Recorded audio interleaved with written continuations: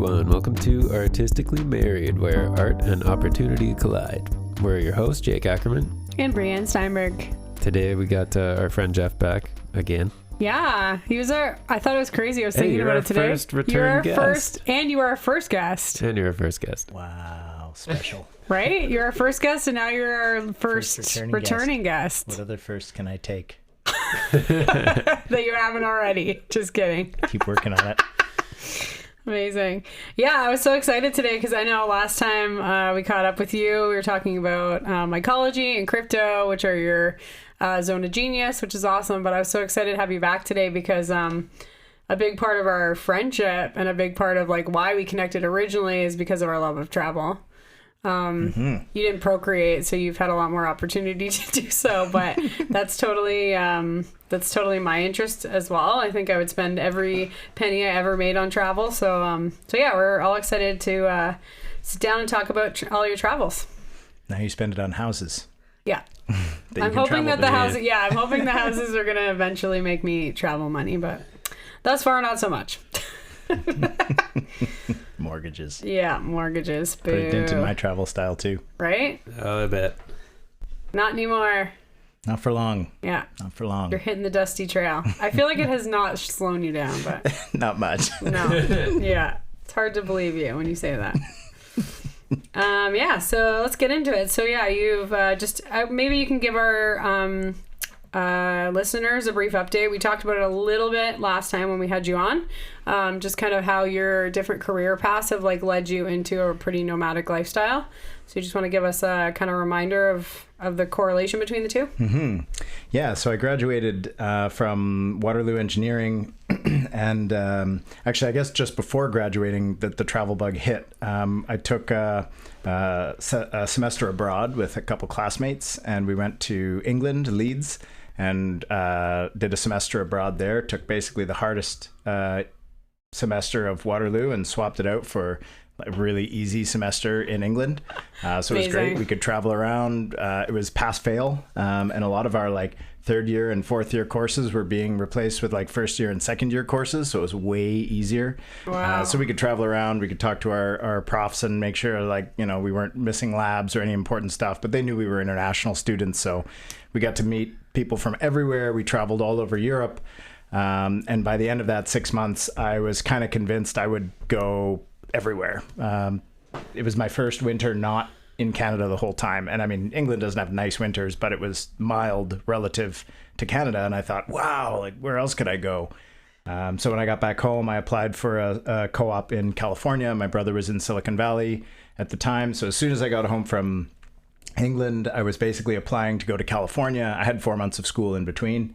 Then I got my co-op in Silicon Valley, right across the street from Google, with my brother at NetLogic, and worked there for 4 months, 5 months. That was pretty incredible too. Met a ton more people from Czech Republic, Japan. We were in kind of some au pair communities. So we were just meeting people from all over. We were exploring and going on adventures. And then I had 1 semester left of school. And then a friend and I, Dennis, who was also in my class at Waterloo and was in California as well, working in Silicon Valley, we decided to get a year-long round-the-world plane ticket.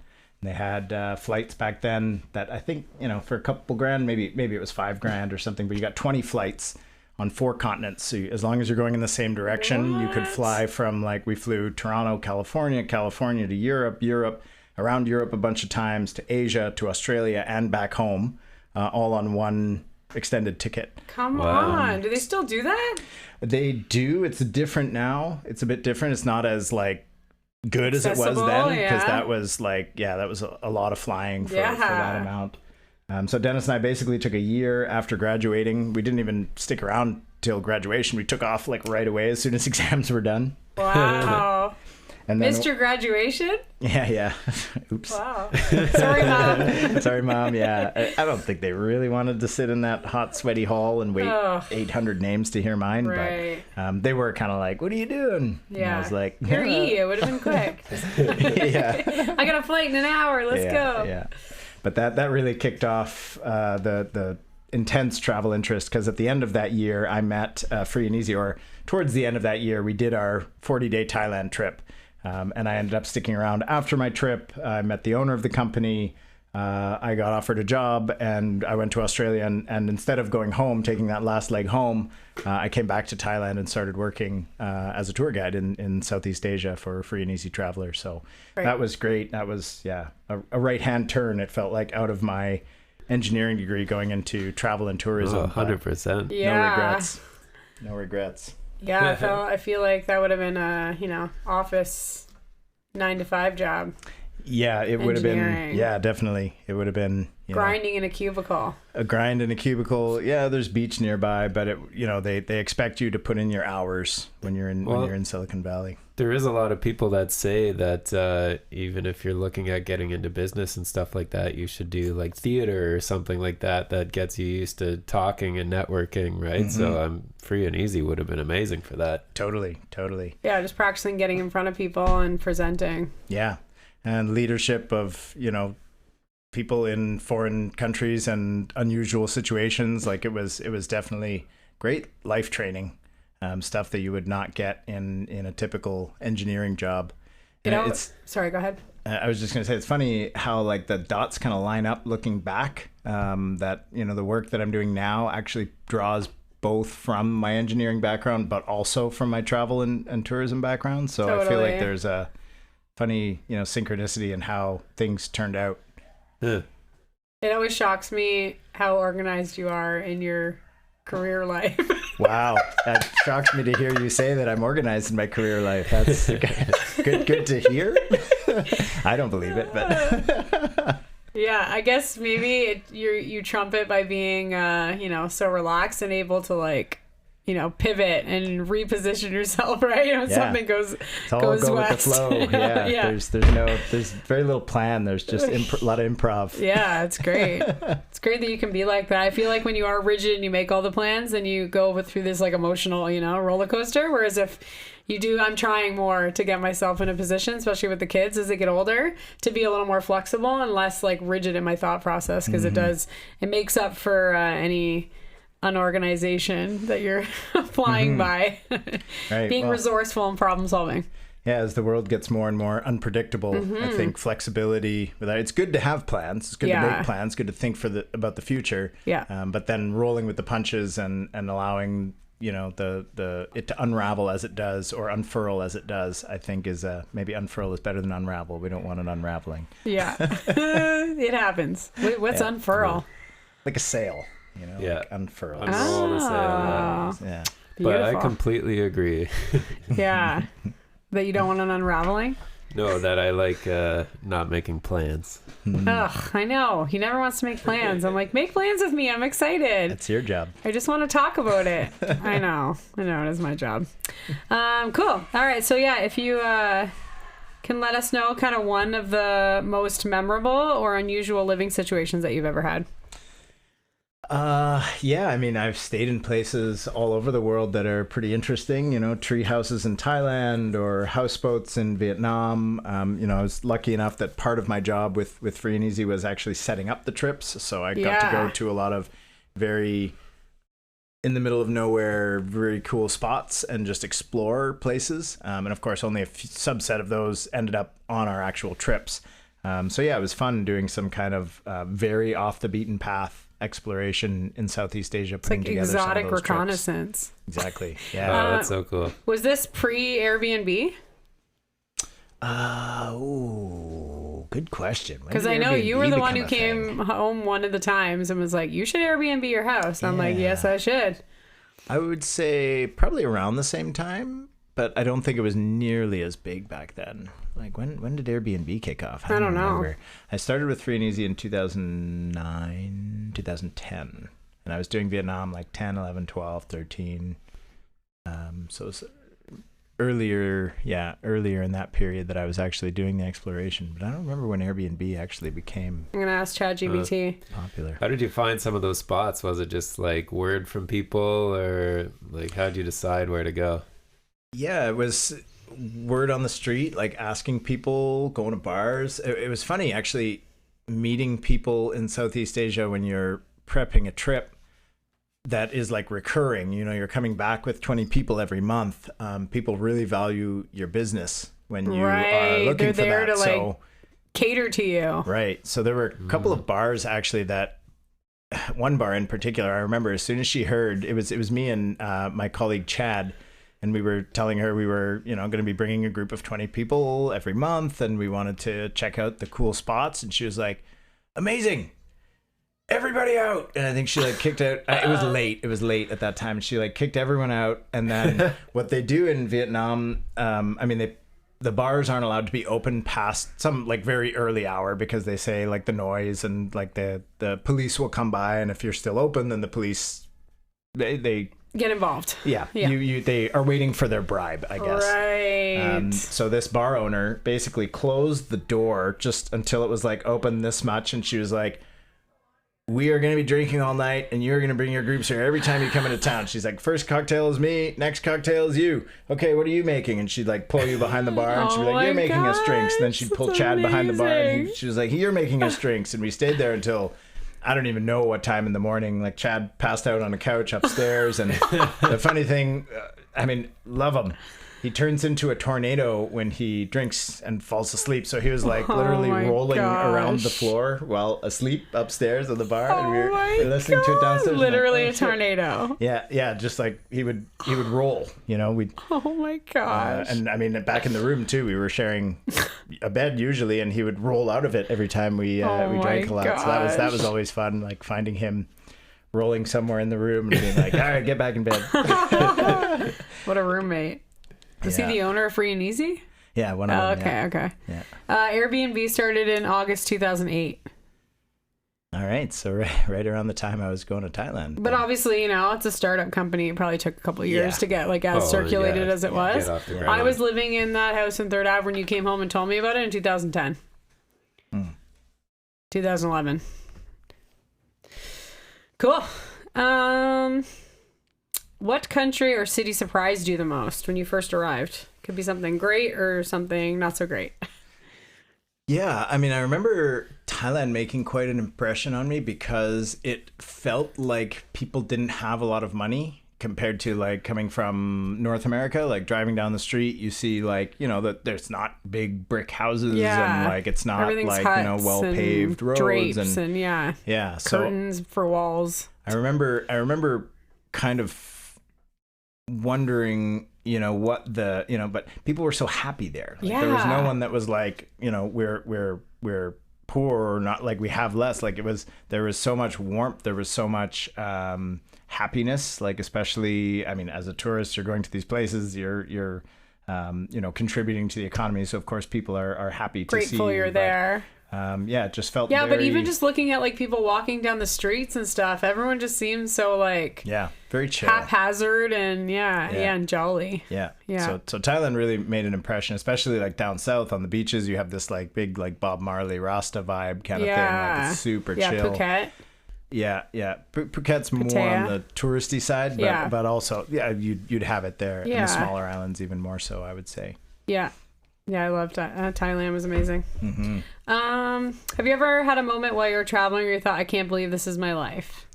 I would say most of the free and easy years. And even since, I've been extremely lucky. I think, being a nomad is now such part of my identity that when I slow down, it doesn't work as well for me. Like when I stay put, my flow also stays put. Like my creative flow doesn't move as much. Get antsy. I don't know what it is about like kilometers passing under the wheels that like get my brain thinking. Or actually, I've been reading this book recently called The Extended Mind, and it talks about how we don't just use our brains to think. We might think with our hands. We might think better in groups, and that is like extended cognition. Like her point is, your brain is working differently when you're on a walk, if you're ideating on a walk versus sitting in front of a screen on a computer. Or if you're sitting with two friends on a podcast, then this is like a different kind of cognition. And people always have that testimony that they were like, I needed to get like unstuck, so I went for a walk or went for a bike ride, right? They often will associate those mileages as being a motivator. Well, we were just, one of our last podcasts was on like collective consciousness and things like that, and where ideas come from. So you're kind of taken in from like the field around you, right? And it's different in every place. So. We're excited. We're doing some road sods in Peru. So we're like, oh, maybe it'll be different, you know, because we're motivated by our surroundings. Road-sods. A road sod, yeah. Love it. What's the longest you've ever stayed in one place? Geez, probably before I started traveling. Since then, Living with mom and dad. Yeah. COVID, actually, maybe COVID. Oh yeah, totally. COVID You were back here in COVID. Everything. Right. Like, there was nowhere to go. Was there even flights during that time? I feel like they were telling us not to fly. Part of it, no. Yeah. I mean, they shut down the airport. Yeah, for a time there were no conferences. There were like you couldn't really travel. So that was probably the longest in recent memory. I mean, I've I lived in Calgary for 3 years, but I moved around a lot. I've had a house here in Grimsby Beach for a few years, 3 years. But again, I'm moving around all the time. And that kind of was a process of COVID. Yeah, definitely. Yeah. Well, the house was part of moving during COVID. Like there was nowhere else to move to. Right. Than your own house down the street. Like if I can't travel, I'm gonna move houses. Yeah, I mean it was kind of necessary after, well, I think I was with my folks for more than a year. Yeah. And I mean me and them, they're that's wonderful. one thing, but two couples and different diets, and it was a lot and a long time in the same space. So. Yeah, because you couldn't even like go out to like you couldn't even go camping to get away or like I don't know, it's awful. It was difficult. Yeah, it was so hard for people who are typically used to traveling. Mm-hmm. Have you ever had to completely adjust your lifestyle due to local customs or resources? I would say, there are definitely a few spots in Southeast Asia that have, different cultural considerations. When you're in a Buddhist country, you shouldn't point the bottom of your feet at people or at the Buddha if you're at the temple. Really? Yeah. So if I went put the bottom of my foot to you and stretching your knee. Yeah. Or sitting on a boat even, if you're sitting on a boat, you just don't point your feet at Thai people or Buddhist, I guess. It's really interesting. I always feel bad when I put my feet up. Like I don't know what it is in something in me. I'm just like, is this rude? Even like here? Is this Yeah, when I put my feet up on something, I just feel like I'm being rude. Like especially if it's like, is that why you do it? I don't do it. I don't put my feet up. I don't sit down that often, but I think like when I sit down at a table and I'm putting my feet up on like another piece of furniture, I don't know, it feels weird. I wonder if that's where it came from. What about an ottoman? I know that's the intention. It's like you have it's there for your legs to be up. I don't know. Yeah, and maybe that's less bad. So the bottom of the feet and the top of the head are both like the top of the head is very sacred and the bottom of the feet are very not.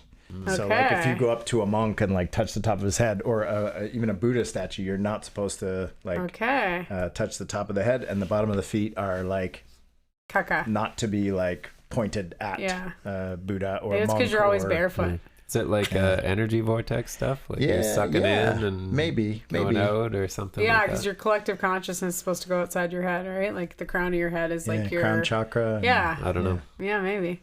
When I moved to Korea, I had a really hard time because I was vegan. And there, like, the culture is, like, revolves around meat. Like, there's no meal without the meat. The meat's the whole thing. The rest of the meal is, like, this much rice and this much vegetable and just all meat all day. It's like Korean barbecue, right? So, yeah, I had a really hard time. They would invite me out for dinner, and I was like, I don't eat meat. And they're like, well, I don't know what to feed you. Yeah, what do you eat? I don't get it. Do you just eat rice? Like, I don't understand. Yeah. As like South Africa, if you say you're vegetarian in South Africa, they'll be like, oh, so chicken? Same. Same in Korea. They'd be like, ham? I'm like, that's just processed meat. That's worse.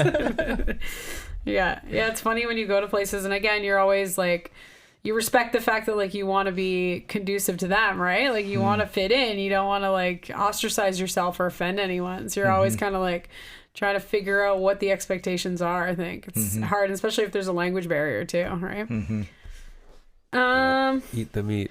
Yeah, I did. I was like, I'm no longer a vegetarian because I'm just gonna offend everyone, so forget it. I was sick for a couple weeks and I never looked back. It's funny because now I'm like predominantly a meat eater. Mostly all I eat is meat. Keto style?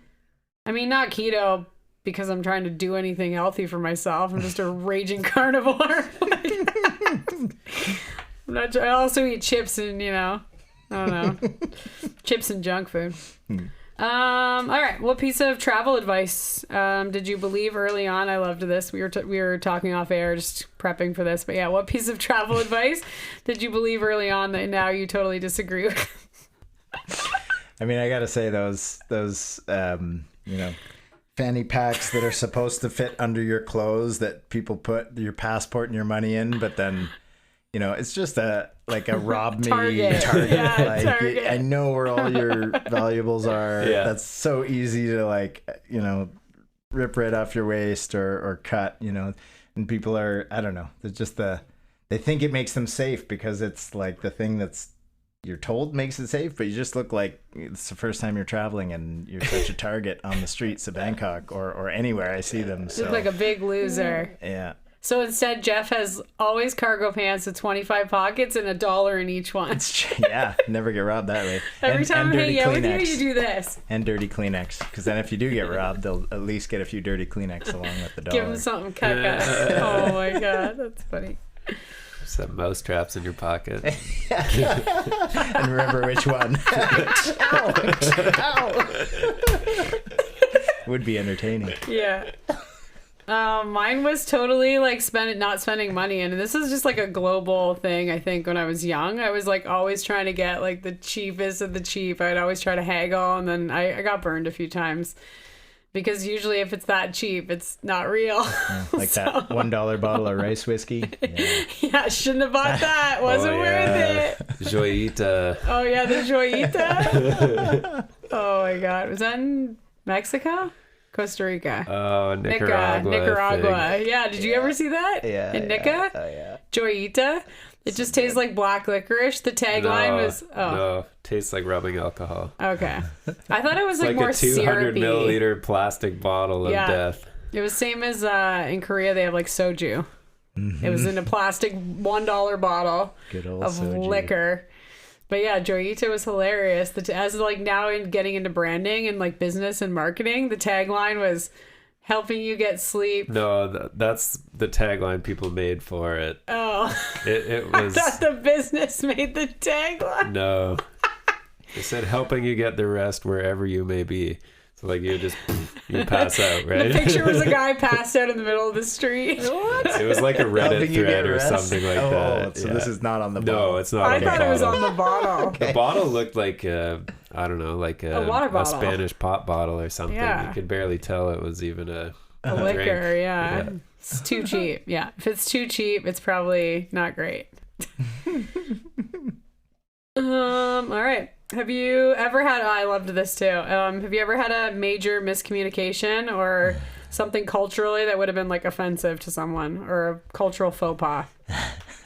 Yeah. I mean, we had a lot of misadventures with traveling with 20 fresh tour members every month in Southeast Asia. So definitely had to bust a few group members out of jail, just for oh my God. Casual cannabis purchasing, or just not listening to people when advice was given. And sometimes the police get involved, and they're fun also in Southeast Asia. I know one of my tour guide friends, actually, when a cop pulled up to the guest house and told him he had to come to the station because one of his group members was in the drunk tank or whatever. Yeah.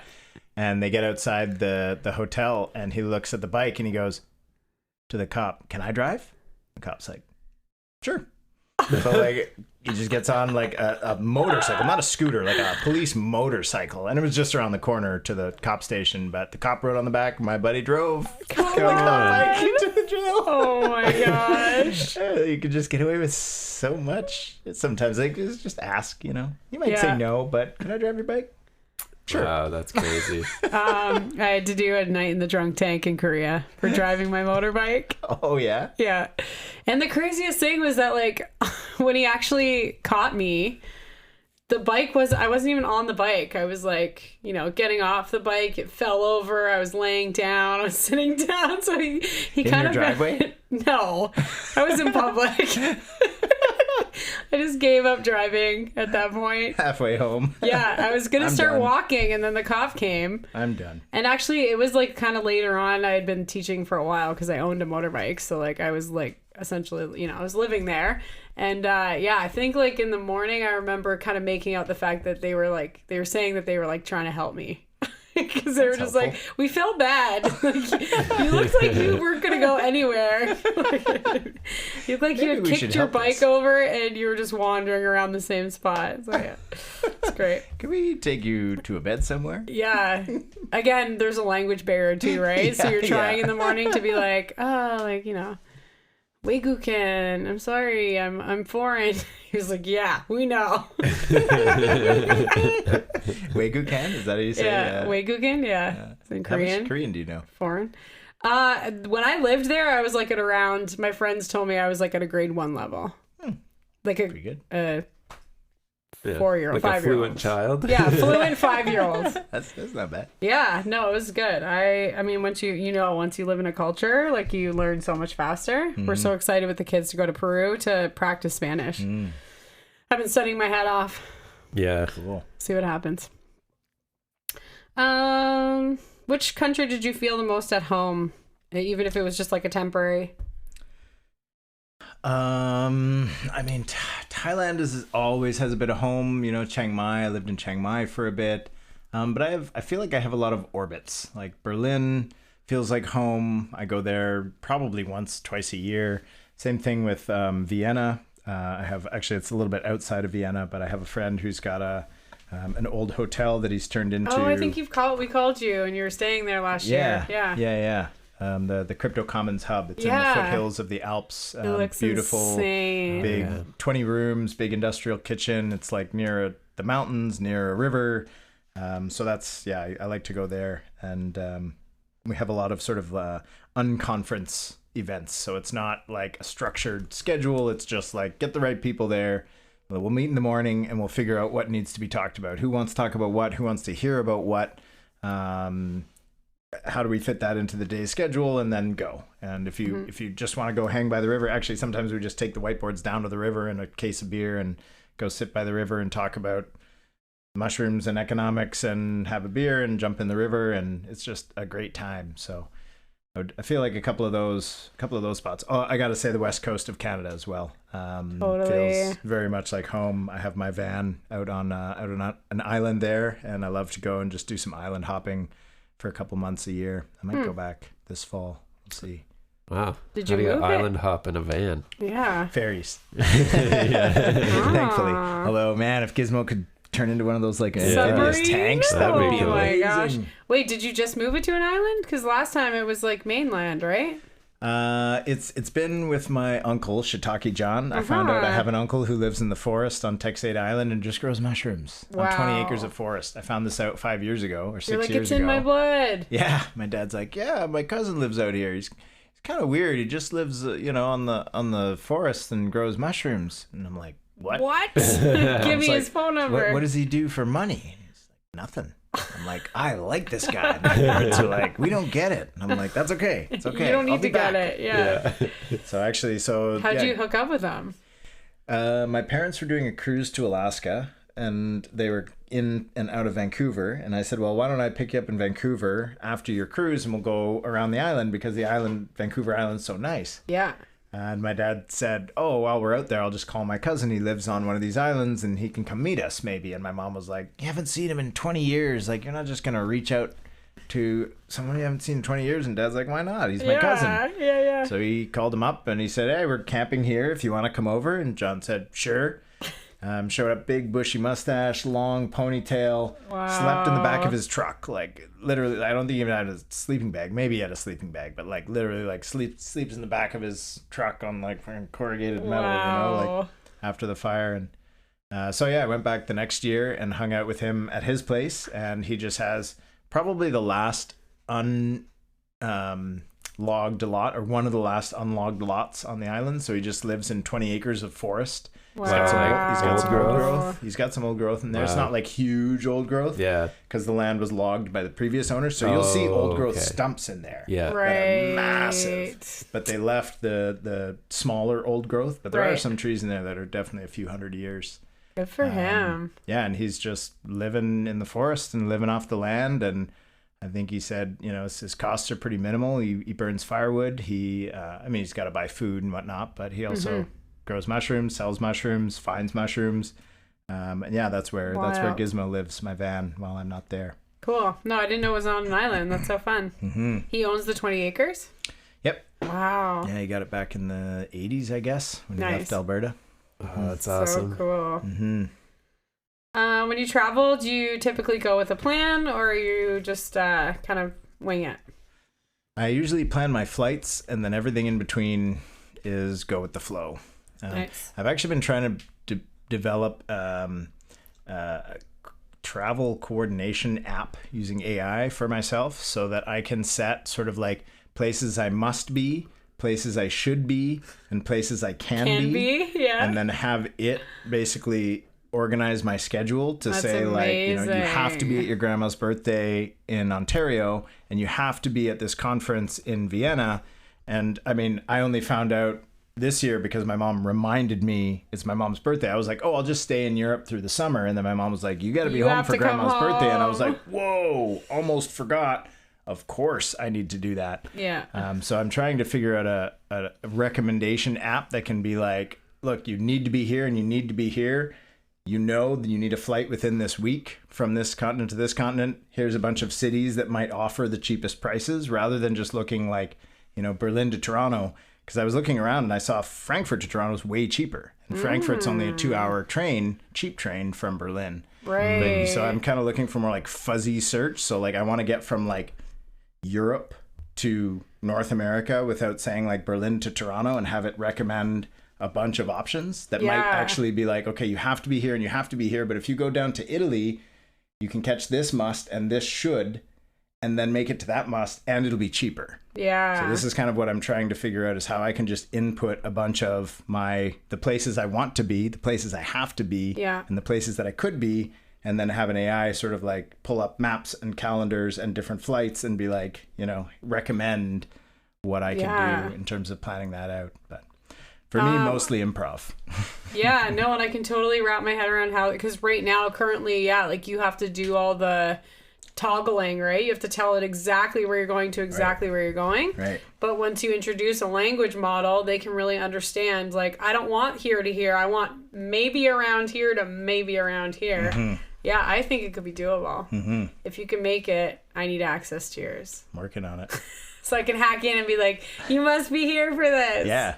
And because that's another great thing. You could overlay cross your calendars stuff, with your friends. Yeah. Because this happens to me all the time. Like I have friends, I meet them in these orbits, right? So we're doing this conference.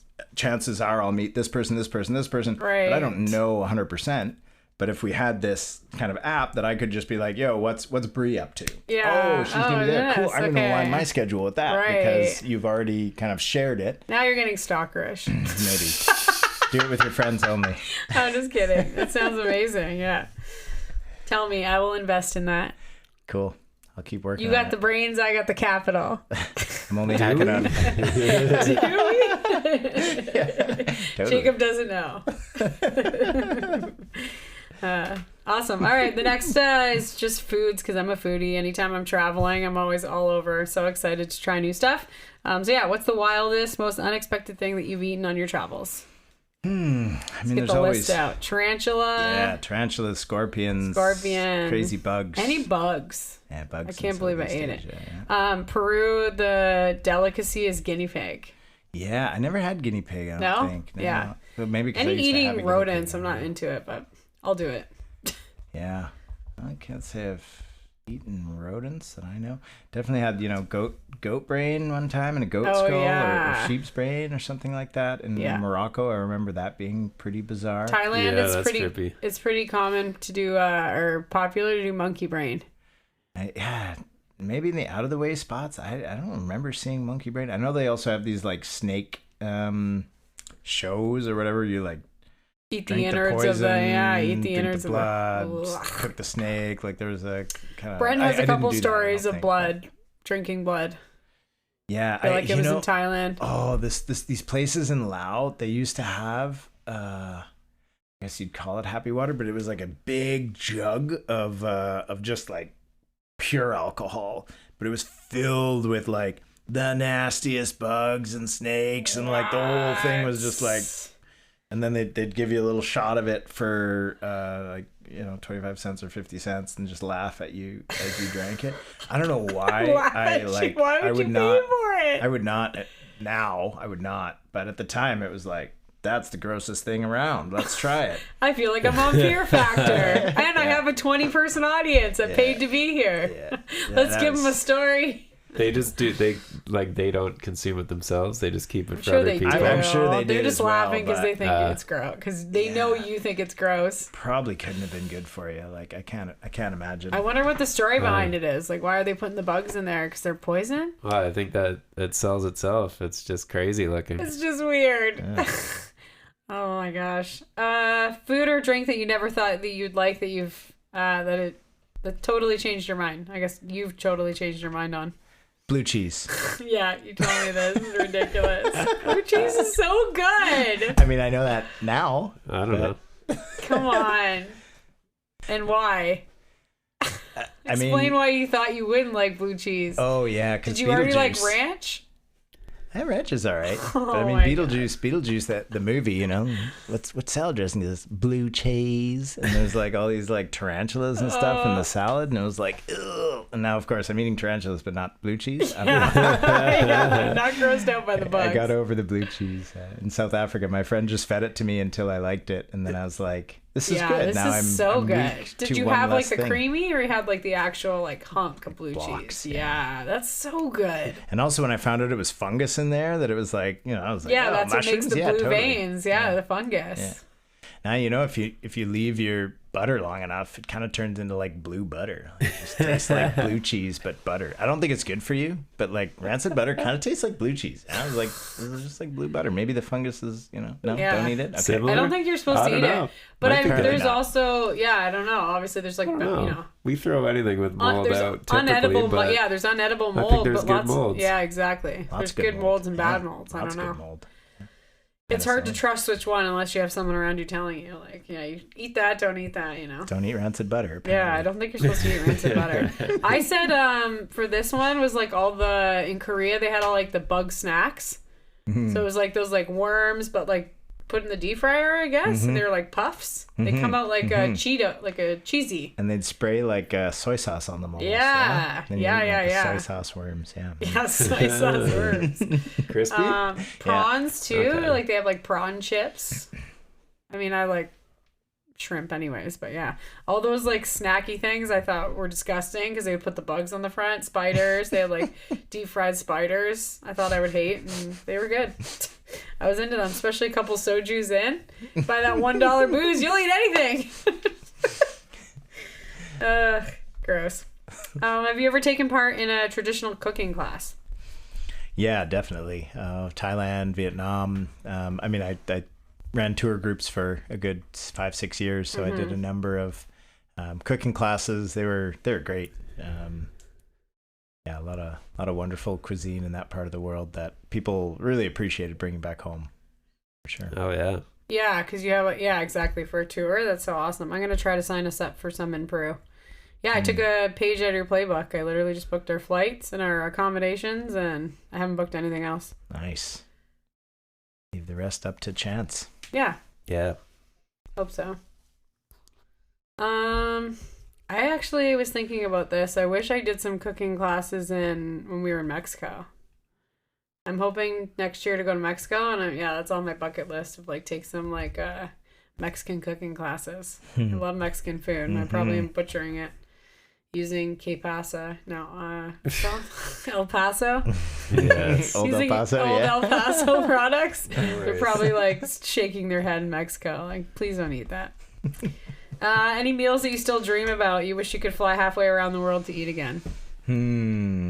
I would go back to Egypt and have some smashed potato with za'atar on top. Oh, za'atar is this wonderful spice that you put like on bread. It's like a Lebanese or Middle Eastern bread spice, I want to say. Like, you might put it on like pita bread, but I just saw this recipe the other day, smashed potatoes and za'atar on top. Oh, I will Smashed potatoes, like mashed potatoes? Like, yeah, but not fully mashing, just smashing. Ah. So you like boil Skin them. on?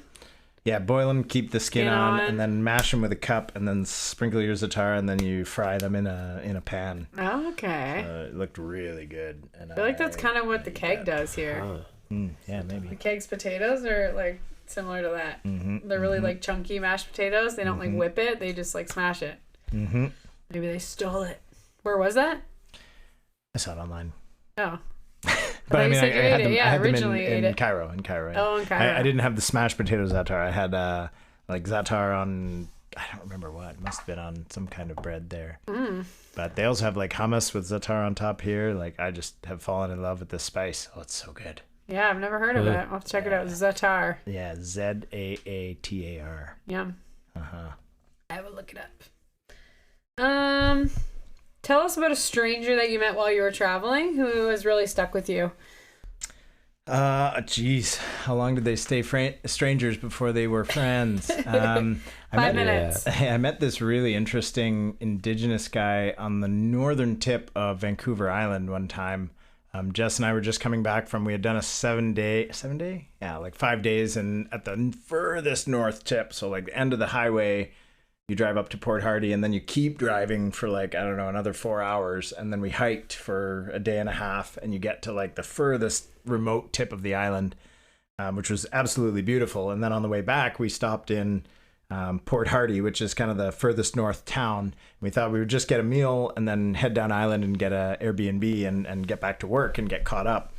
And as we were having breakfast, this guy comes out with broken glasses and missing teeth, and he just says to Jess, like, "Oh, nice hat." She was wearing this big woven hat, and he's like, I weave hats, you know. And she's like, "Oh wow, cool. What kind of hats?" And he sits down with us, and I'm like on my computer doing emails and eating breakfast, and like we're literally going to be there for breakfast, and then we're gone down island.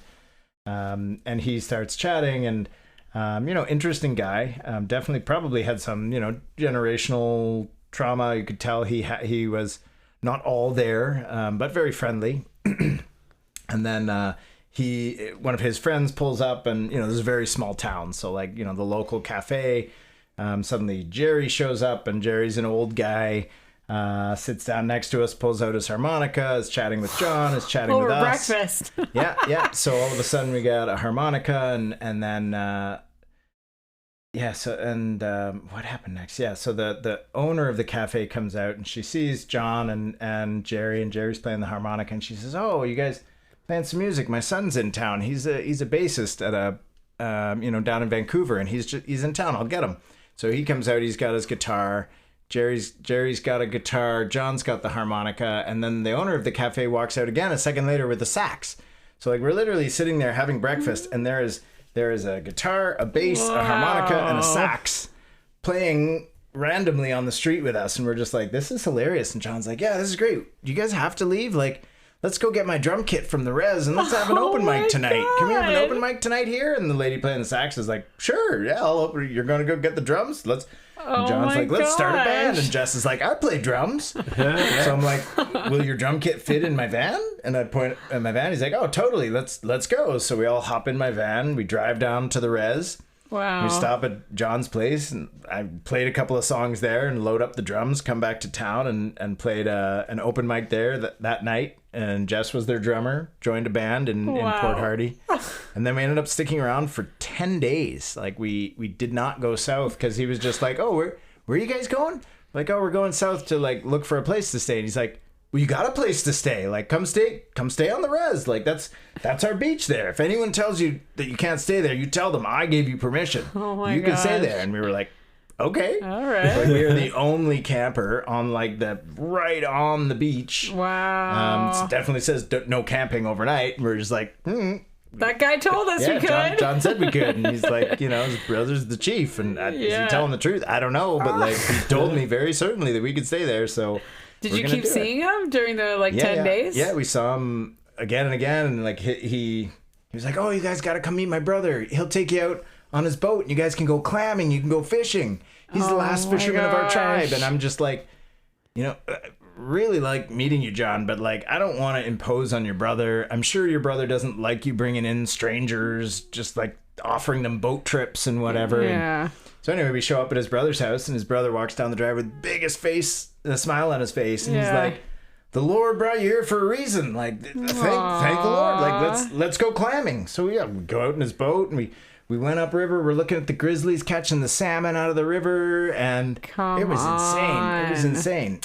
Wow. Yeah, That's just so cool. And then by the end of the week, they were like, "Why do you have to leave? We'll just build you a house on here. Like, you need a house. We'll build you one." And we were just like, "You guys are the friendliest people we've ever met." Yeah. They were just like inviting us into the tribe, inviting us to stay. Like, we're convinced like we were there to for a reason. And I was like, I kind of agree. Like, there's so much like we found out about the indigenous potlatch ceremonies, because the Kwajalein people are very interesting. Like, there's a lot of socioeconomic governance tools that they have that we've really forgotten about. Like, one of them, the potlatch, is sort of the time when everybody gets together. If you are like the chief, or like if you are wealthy in the tribe, you were to use that wealth to like throw a big party. Like, you would spend your wealth to feed people, to potlatch like another disputes. word for potluck? It was kind of like a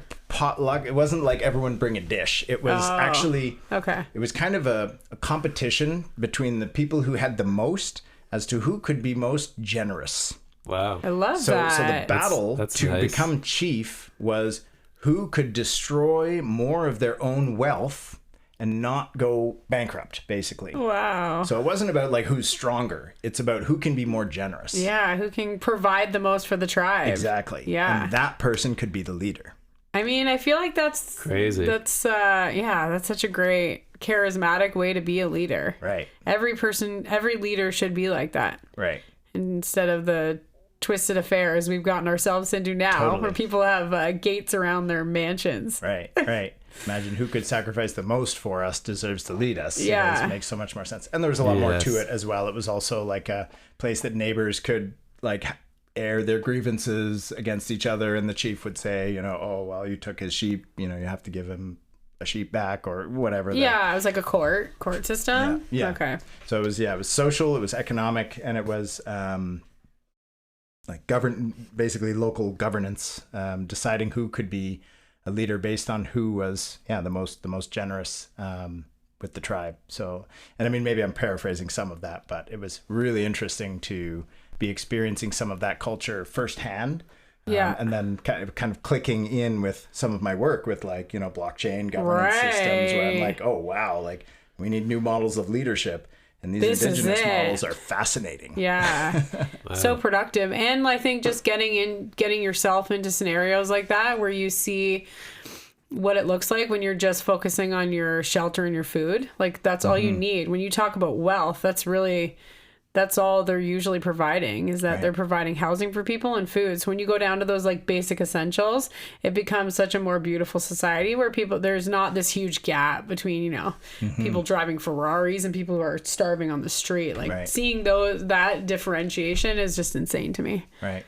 Yeah. And it was amazing. That's why I don't leave my house. These coastal tribes, like you could travel thousands of kilometers up the coast, and wherever you ended up, you would be able to get a meal and a pillow, and like people took care of each other. That. Like it was not it was all part of the what's resident or the reservation is basically reservation. Like, duh. I was thinking residential. Yeah, reservation. Duh. Well, that's where they've ended up now. But I mean, previously they stretched up and down the coast, like all the way Vancouver Island and up like into Just Alaska. And traveling back and forth, like okay. Yeah, because they were all ocean faring people. So like all the islands and this is super lush. Tons of fish, tons of seafood, tons of like there was and no they were smart lack. enough not to like eat out a species, right? Exactly. They would eat and then they would go let it replenish, go over here and then come back. Right.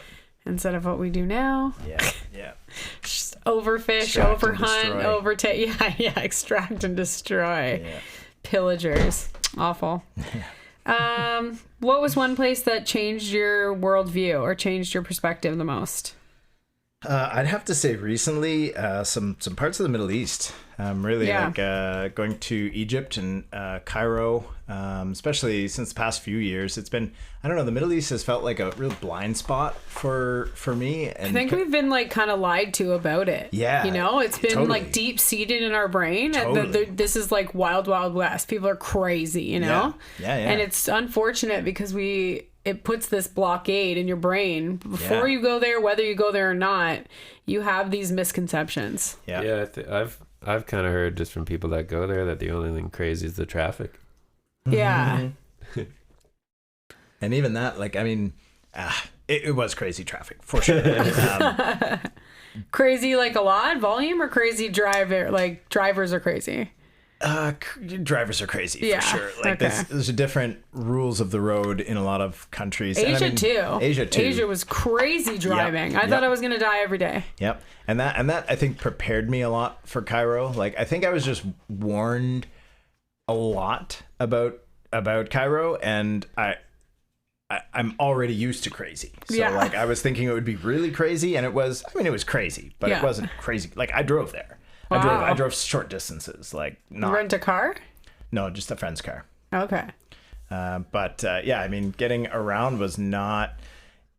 And I mean, maybe I showed up in the morning at 6 a.m. So like the roads were dead. Quiet. Like, it's interesting. Cairo Quietest. is, like in Southeast Asia, people are up early. Yeah. If you're up in the park at 5 a.m. Fishing, in Vietnam, hunting, there's like dancing, yoga, like you know, they're all the grandmas are out at 5 a.m. on the streets in Vietnam, but. In Cairo, life doesn't start till like 10 or 11. So if you're up at 6 a.m., like we were driving through Tahrir Square and like downtown Cairo, and there's nobody. And I was like, this is not crazy. And my friend was like, it's never like this. Like this is normally bustling and stalls and so many people. But, you know, 6, 7 a.m. Why were you up at 6 a.m.? That was when I arrived. Oh. So it's as we drove through those areas coming from the airport. This is a ghost town. Yeah. So they wake up late and then they still have to deal with the heat of the day.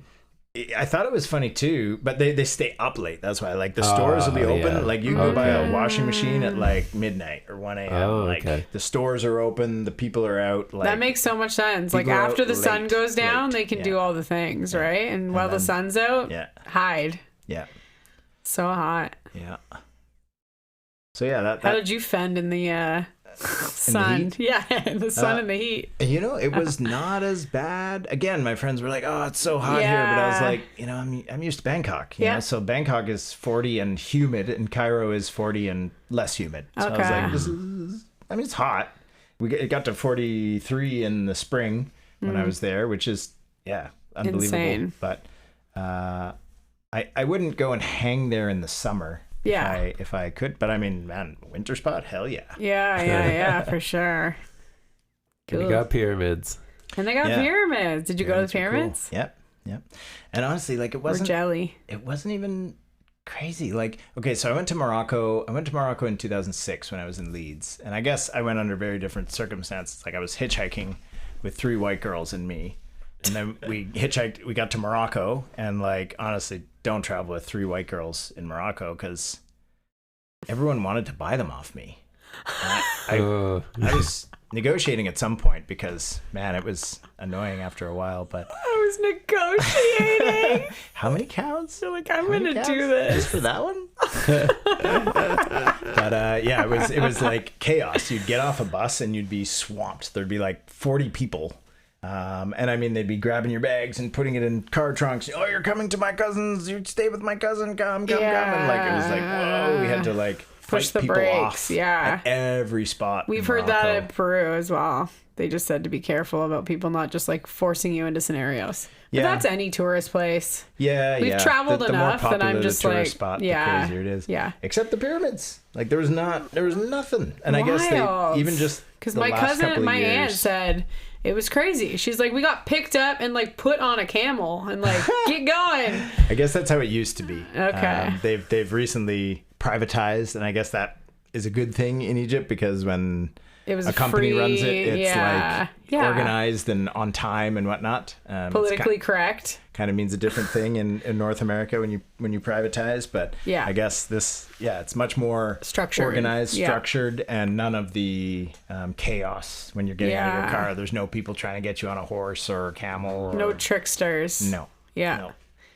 We felt that too in Chichen Itza. Yeah. We're like, oh, it's just too, like, it's the wild, wild west, right? When you let everyone compete like that, there's no, how far until they push the limit, right? Where it's being invasive and uncomfortable. And Yep.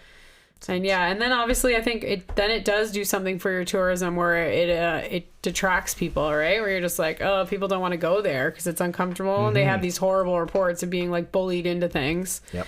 So yeah, I think it was a good choice by them because I heard horrible things about Egypt, about just that sector, right? Of just like being kind of bullied into stuff. All right, transformational or spiritual experience while you were traveling. Oh boy, for sure. Yep. I mean, yeah. While I was in Cairo, I was invited to Sufi. So Sufism is sort of the mystic branch of Islam. Okay. My friend invited me to Hadra. Did we hear about that at the chapel? Sufi? Yeah, I think so. Yeah.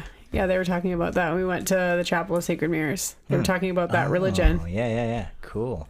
Yeah, so it's a long tradition. I believe there are a couple of different kind of branches of it. There's kind of like the Iranian branch of Sufism, which is like the whirling, like the spinning dance, and they get themselves closer to God through different like physical whirling dervish. Maybe? Yeah.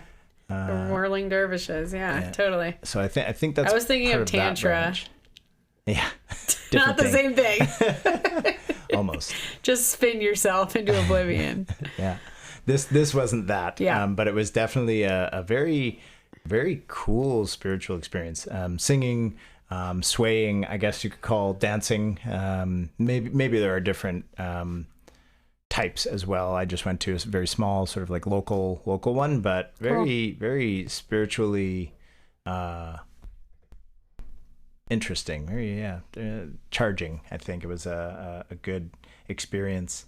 And I mean, of course, going to the Peruvian Amazon for ayahuasca journey is also quite transformational spiritually. A lot of Jacob, cool... are you going to do that in Peru? We're not in the Amazon. Drop some ayahuasca? Yeah, we're in the mountains. In Cusco? You can probably find some. Probably. I could ask around. Yeah, I don't know about that. Sacred Valley. Yeah. Oh, yeah. Nice. Cool. And then the last thing I wanted to talk about was just give us an update on crypto and the current trends going on in crypto. The mushrooms are coming. Yeah? For crypto, yeah. Mycology is taking off. Everybody loves it. It's crazy. It's so great.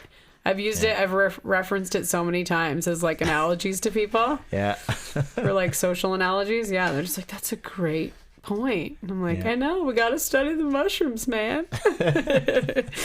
Yeah. I just got I got a new follower the other day. Someone read one of my pieces on Mycology and then shared his article on mycelial economics, and he was looking across all of these new technologies coming about in the crypto and blockchain space, and was like, here's how we could combine them to create basically like mycelial economic patterns. And I was like, amazing. Yes. The idea pops up everywhere it's needed, like at the same time, right? This is the interesting thing. Is like people don't have ideas have people. Ideas find people. Yeah, that was just our podcast. Yeah, so we did the Spark of Genius, and we were talking about all these like parapsychological experiences that people have, where they're just like, and they all have it at the same time, and they're all in like different places of the world, and the fact that they connect to each other. All of a sudden, they find each other in these like moments of genius. So it's so cool. Yeah. And it's cool that people are talking about it. I think that we're becoming more than the exception, right? I mean, a lot of times, I would say even like, definitely even just go back to our parents' generation. If they were talking about things like this, they would have got laughed at. Yeah, well, yeah. If you go to our grandparents' generation, they would have got paddled for it. Like, you're talking nonsense, right? I'll smack the crazy out of you for talking about things like this. So what a time to be alive that we're even allowed to have these like open conversations. And the fact that we have all this technology that can help us communicate. Yeah. And I think that's it. It's like every step we take with these new technologies open up new things we can do with it. It's just stuff we couldn't do before because the technology is there. And it's not like, it's not, when the internet was created, it's not that different from a post office. It's just a lot faster. Like it's just a message routing system. So I mean, a lot of the things the internet produced was not like new ideas. It was just the same type of thing, packet routing, message routing, but a lot faster. And then what that enables, I mean, we've seen with, technology and the internet. And now if we do that same thing to economics, I think we'll see like the same type of revolution in monetary forms, currencies, what we value. Beyond just like Canadian dollar, US dollar, like nation state issued currencies, we could now have, community issued currencies. I could program a currency to issue from a tree. I could say, well, as long as this tree is standing, issue $1 every hour, however you want to do it. Now, will people use those dollars? That's another question. But I suspect there would be people who would be happier using tree dollars than war dollars or oil dollars, which is what the USD currently is. Yeah, exactly. We're already getting like super where like people are interested in being in their niche and it being as specific as possible. So I think the concept that they are going to want to circulate around their particular community is so evident. Like it's going to happen, right? Right. And I think too, the other thing we were talking about on the last time that we met, is just what people value, period. So like take out the fact that like people are now recognizing that like it doesn't matter how much currency they have, how much money they have in the tradable space, they're still miserable. Mm-hmm. So now if you take that same person who recognizes that and goes back and says, hey, you know what, my time, my dharma, my purpose is way more important, then all of a sudden the value that we placed on any currency, period, disappears. Mm-hmm. And we start figuring out like what actually means something to us and how can we use that as our valuable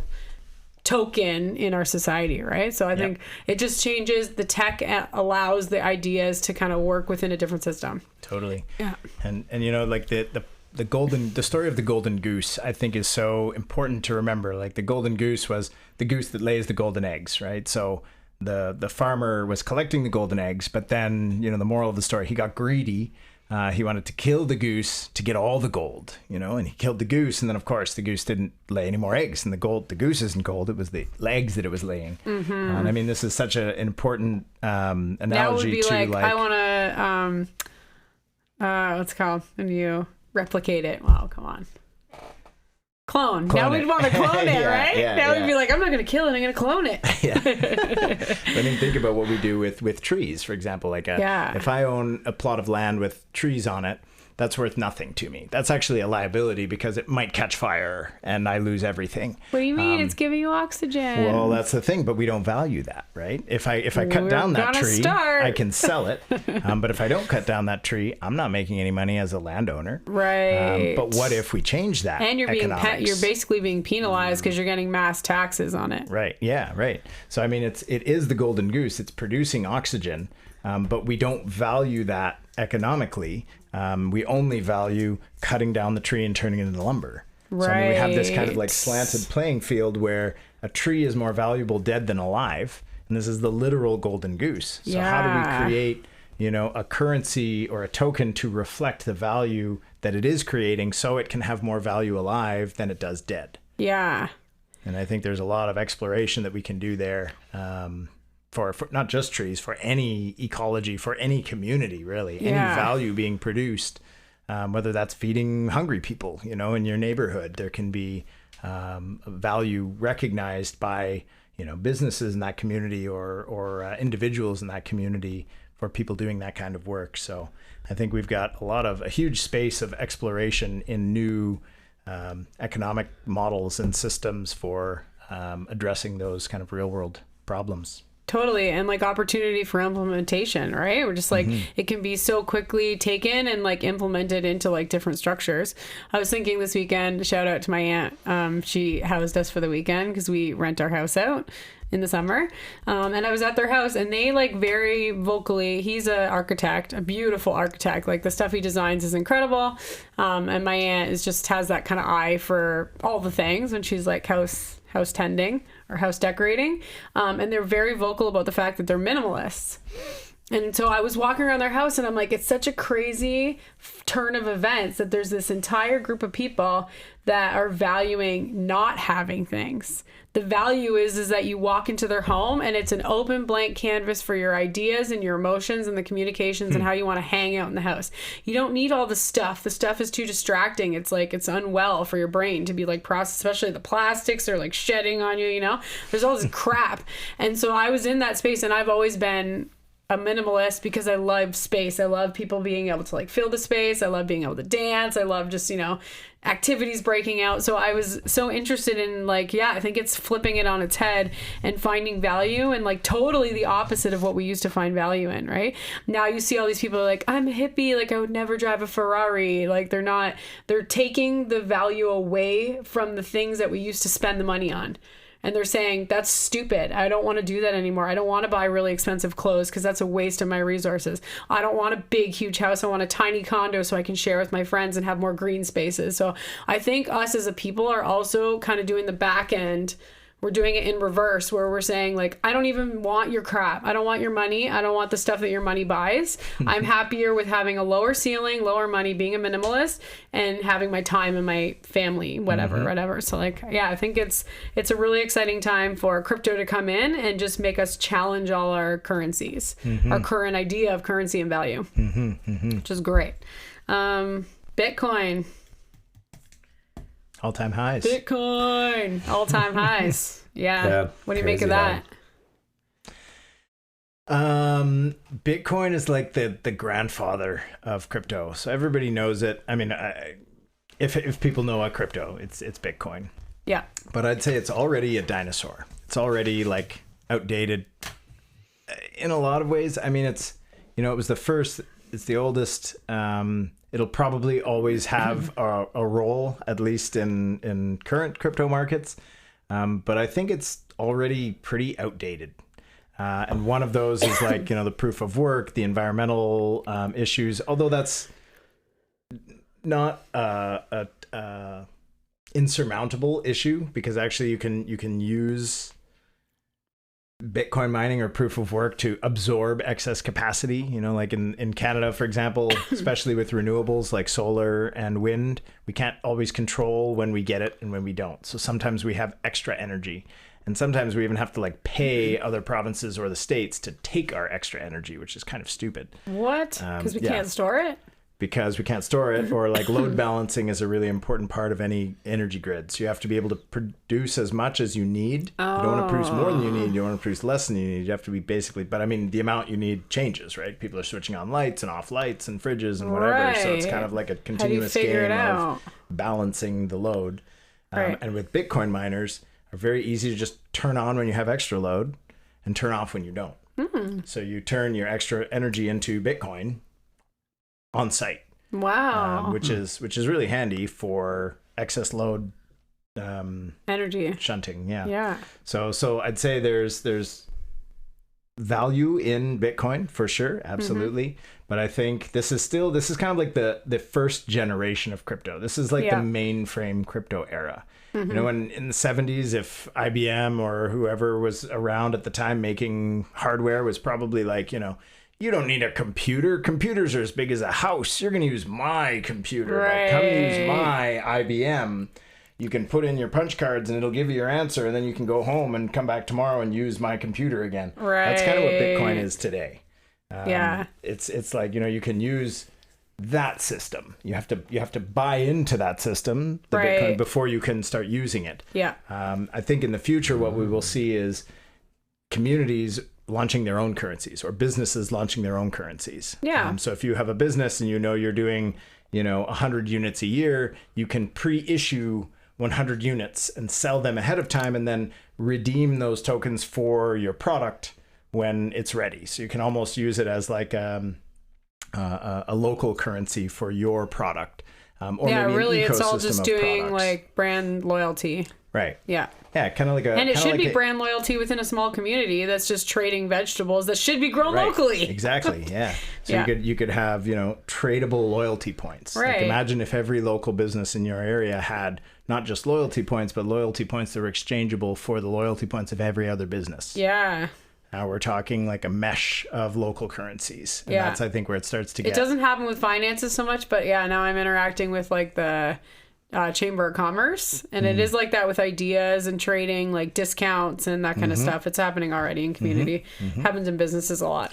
And there's a lot of interesting stuff small businesses can do. Like if you have a network of businesses that you're regularly interacting with, what you can do is actually offset what you owe each other. So let's say I owe you $10, you owe Jake $10, and Jake owes me $10. We don't even need $10. Yeah. We could just go, oh, we're clear. Yeah. So you business find owners do that all day long. Exactly. Like you fix my car, I teach your kid dance. Exactly. Let's not show any money because nobody wants to pay tax on it. Yep. And you can even augment. So this is like the word of mouth version. Right. But you can even go further and say if businesses upload their invoices to a network, then that network can find debt loops, just so like your business owes my business owes his business owes your business. Totally. AI can just find everywhere that we can erase. Yeah. So the numbers show from these kind of programs that small businesses can save 50 to 70% of their cash costs. Come on. Just by offsetting their invoices with each other. Now, and it's great because it strengthens the community. Yeah, exactly. It strengthens the community of people offering services in your community. It's great. Yeah. And we remove 50% of our cash costs in a high interest rate environment. That's huge money for small business. And then we reduce the US dollar use, which again like just reduces the power of these people issuing this money and dropping the bombs and drilling the oil with it. That's what I was thinking about when I saw it, when Jake, I don't keep track of crypto, but he said, oh yeah, Bitcoin's at the all-time high. In my mind, ever since I heard about crypto, I always imagined it as like, it's inverse reaction to people's faith in their political system. As soon as their faith goes down, crypto goes up, right? And they kind of have, now we're really trusting our government right now. We got a good guy. Looks like he's doing some good stuff. Okay, Bitcoin goes down. Like it does seem to be like people's mistrust in the governing body. Well, they'll be like, okay, let's move all our money to here because I don't trust the system that I'm functioning under, right? Yeah. I don't know. I always just thought of that. Is there any specific blockchain projects that you're involved right now that you're really excited about? I guess you did mention, your Mycology. Yeah, Mycology. It's not really a project specifically, but any group that's using nature's principles or mycelial patterns, I think are really exciting, and there's a ton of those. Giveth is one of my favorites. Giveth is like a crypto charity. So they're like, why give to a charity who's going to give to a beneficiary when you can just give direct to the beneficiary, right? Cut out the middleman. Don't give to a charity that gives to a project, give to the project. Yeah, because they're going to take off the top for whatever organization non-for-profit organization they've started to mishandle money. Fraudulently deal with money. Yeah. Ugh. Brutal. With crypto markets constantly shifting, how do you stay grounded and how do you pay your bills? I just added that part. Staying grounded, you can't. Yeah. Especially, crypto was bad. AI is worse. In terms of the speed of the cycles. It's crazy. I didn't think there could be anything faster than crypto. Yeah. But AI definitely. Yeah. And you can, I don't think you can separate them at this point. No. AI is so necessary, especially in some of these advanced coding and we've got a long way to go, and a lot of these tools move really fast. So staying grounded is very difficult. Everyone I know has been through some level of burnout or is currently in some level of burnout. Yeah, you're just trying to keep up with the computers, which is not possible. Yeah, I know. I feel like so many times a day, I think I just want to plug my computer into my brain. I'm like, where is the hole? There has to be a hole in my brain that I can plug in and learn this faster. Yeah. Because you see it, so you're like, why can't I be like a computer? And you just can't. Musk is working on that, but I wouldn't trust that guy as far as I could throw him. Really? Yeah, he wants to plug in a microchip? Yeah. He's working on Neuralink. Oh, okay. It's a microchip in your brain. There's a guy that got that already. Yeah. He was on Joe Rogan or How's something he doing? like that. Probably dead. Seems to be working for him. He was like a paraplegic or something, and now he can use his hand or something like that. Oh my gosh, that's amazing. There's some pretty interesting stuff going on. Yeah. Don't trust Elon Musk. Really? No. Huh. Not in the slightest. I never met him. You shouldn't. Probably won't. Probably won't. Remember when I said we should get Joe Rogan on our podcast? Yeah. Jake's like, if we get Joe Rogan on our podcast, then we don't need to do that anymore. Would Joe Rogan be on your podcast, or would you be on Joe Rogan's That's what podcast that's at what Jacob point? said. I'm like, I guess I need to start focusing on trying to get on Joe Rogan's podcast. What do I gotta do? Smoke a big doob. Do something my interesting. God. What do you mean?